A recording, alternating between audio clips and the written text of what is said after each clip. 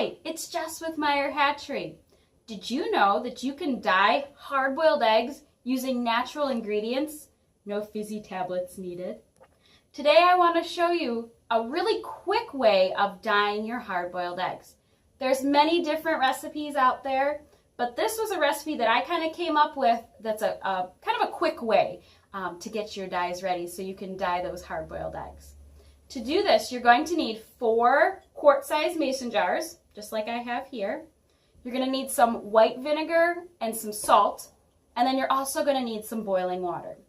What I did is I laid out my 4 jars. Okay?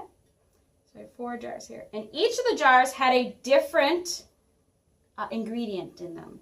This jar right here, this really deep dark purple, is beets. So if you have leftover beets, cut them into small pieces and put them inside this jar.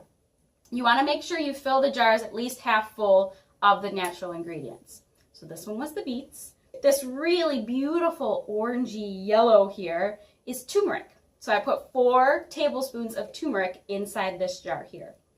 This jar right here was half full of yellow onion skins.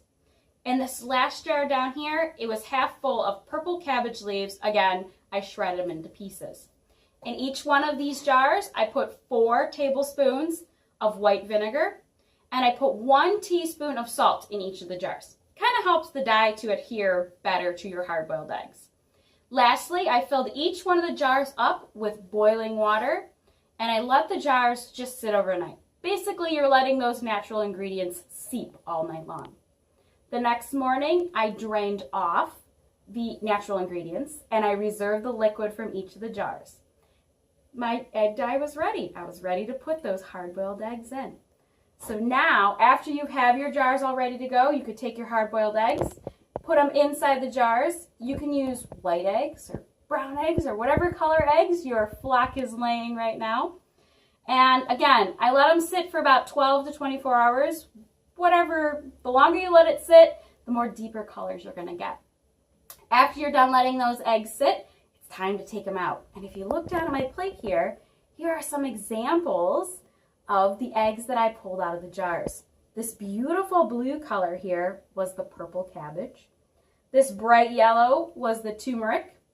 This kind of orange here, along with this one here, those are both the yellow onion skins. Over here is actually the beets. I was kind of surprised the color I got with the beets. Again, you're using natural products, so you're going to get some really interesting colors. Something really special, a little more pastel looking. I think these look fantastic.